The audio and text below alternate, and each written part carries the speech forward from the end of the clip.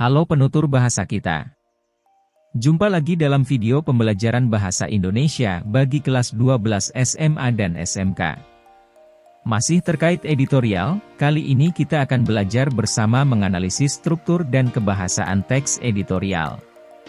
Setelah mempelajari materi ini, kamu diharapkan mampu 1. Menganalisis struktur teks editorial, dan 2. Menganalisis kaidah kebahasaan teks editorial.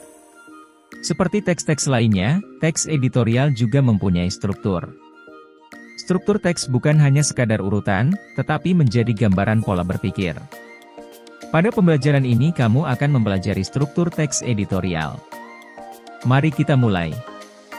Menganalisis struktur teks editorial. Editorial termasuk ke dalam jenis teks eksposisi, seperti halnya ulasan dan teks-teks sejenis diskusi. Dengan demikian, struktur umum dari teks editorial meliputi pengenalan isu atau tesis, penyampaian pendapat atau argumentasi, dan penegasan. 1. Pengenalan isu. Pengenalan isu merupakan bagian pendahuluan teks editorial. Fungsinya adalah mengenalkan isu atau permasalahan yang akan dibahas dalam bagian berikutnya. Pada bagian pengenalan isu disajikan peristiwa persoalan aktual, fenomenal, dan kontroversial. 2. Penyampaian pendapat atau argumen. Bagian ini merupakan bagian pembahasan yang berisi tanggapan redaksi terhadap isu yang sudah diperkenalkan sebelumnya. Biasanya merupakan bagian paling panjang karena merupakan isi teks. 3. Penegasan. Penegasan dalam teks editorial berupa simpulan, saran atau rekomendasi. Di dalamnya juga terselip harapan redaksi kepada para pihak terkait dalam menghadapi atau mengatasi persoalan yang terjadi dalam isu tersebut. Baiklah penutur bahasa kita, agar lebih memahami tentang struktur teks editorial, ikuti latihan berikut ini. Bacalah teks editorial berikut, kemudian analisislah struktur teksnya. Senin 24 Oktober 2022, pukul 5 WIB. Menuntut tanggung jawab Badan POM. Tragedi demi tragedi menimpa negeri ini. Belum kelar perkara tragedi Kanjuruhan, Malang, Jawa Timur, yang mengakibatkan 134 jiwa melayang. Kini muncul tragedi gangguan ginjal akut progresif atipikal progressive acute kidney injury, yang berkembang secara masif hingga 22 provinsi. Data Kementerian Kesehatan per 21 Oktober menunjukkan, dari 241 kasus, sebanyak 133 anak meninggal dunia karena penyakit misterius itu. Rakyat kebingungan kenapa penyakit gangguan ginjal akut muncul bak monster yang menyerang anak-anak. Sejumlah orang tua kehilangan buah hati mereka dalam relatif singkat sejak penyakit mendera. Duka mendalam yang tak berujung. Pemerintah pun terlihat gagap menghadapi serangan mendadak penyakit tersebut. Sejak mencuat kasus gangguan ginjal akut pada Januari 2022 hingga kini belum ditemukan penyebabnya. Artinya, sudah 10 bulan pemerintah belum menemukan pemicu munculnya gangguan ginjal akut. Sungguh waktu yang sangat lama untuk mengidentifikasi secara pasti biang kerok penyebab merebaknya gangguan ginjal akut. Pemerintah masih bekerja berdasarkan dugaan-dugaan sehingga memperlambat penanganan dan pencegahan agar penyakit horor itu tidak meluas. Menteri Kesehatan Budi Gunadi Sadikin pada Jumat lalu menyatakan dugaan terbesar penyebab gangguan ginjal akut yang menyerang anak di bawah usia 5 tahun di Indonesia ialah adanya senyawa kimia yang mencemari obat-obatan sirop. Senyawa kimia yang dimaksud adalah etilen glikol, dietilen glikol, dan etilen glikol butylether.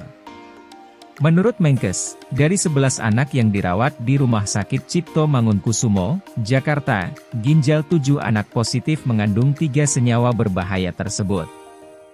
Ketiga zat kimia berbahaya itu memicu adanya asam oksalat dalam tubuh dan selanjutnya menjadi kristal-kristal kecil yang merusak ginjal. Menkes menegaskan sebanyak 102 obat sirup yang terkontaminasi senyawa kimia. Dari temuan tersebut, wajar saja bila telunjuk mengarah kepada Badan Pengawas Obat dan Makanan, Badan POM. Pasalnya, lembaga berada di bawah dan bertanggung jawab kepada Presiden melalui menteri yang menyelenggarakan urusan pemerintahan di bidang kesehatan, berdasarkan Peraturan Presiden Nomor 80, tahun 2017, bertugas mengawasi peredaran obat-obatan dan makanan di Indonesia. Mulai penyusunan hingga pelaksanaan kebijakan nasional di bidang pengawasan obat dan makanan, Badan POM berada di garis depan. Namun, dengan meluasnya penyakit gangguan ginjal akut, publik pun bertanya bagaimana peran Badan POM dalam mengawasi proses hingga peredaran obat sirup yang mengandung zat kimia berbahaya. Sialnya, gayung tak bersambut, Badan POM malah melempar soal keamanan serta mutu obat-obatan ke industri farmasi. Inspektur Utama Badan POM Elin Herlina, Jumat lalu, mengatakan kewajiban industri farmasi dalam menjaga kualitas mutu obat-obatan ke industri farmasi sesuai dengan ketentuan yang berlaku. Hal senada disampaikan Kepala Badan POM RI Penny Kalukito kemarin, bahwa pihaknya akan mengambil hikmah dari kasus merebaknya gangguan ginjal akut. Pihaknya, kata Penny, akan memperbaiki dan memperkuat pengawasan baik di pre-market maupun post-market dengan mengharuskan industri farmasi melakukan sendiri quality control.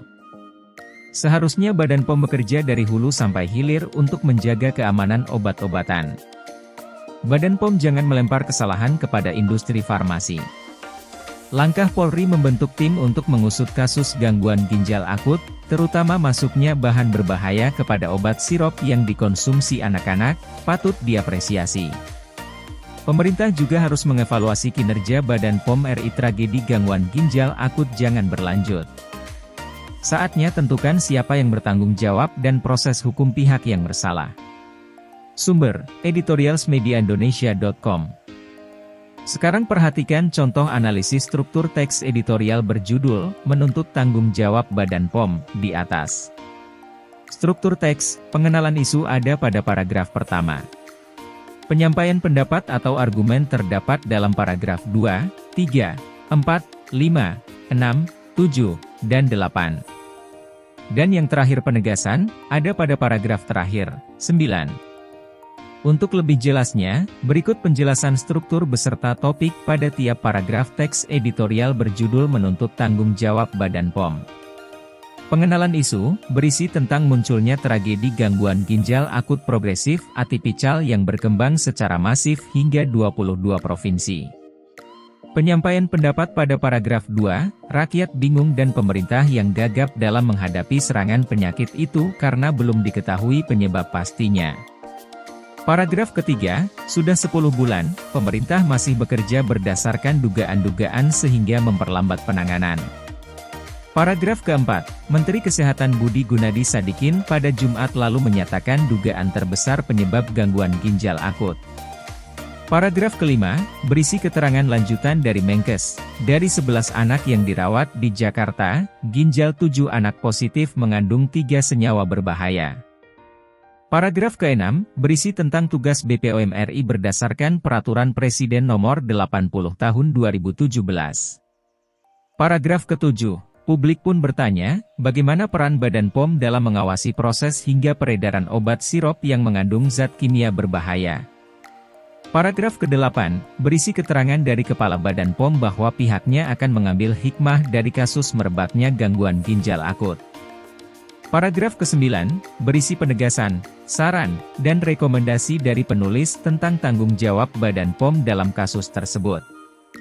Nah penutur bahasa kita, itulah hasil analisis struktur teks editorial berjudul Menuntut Tanggung Jawab Badan POM. Pada pembahasan berikutnya, kita akan belajar menganalisis kaidah kebahasan teks editorial. Terima kasih telah mengikuti video ini sampai akhir. Semoga bermanfaat. Sampai jumpa.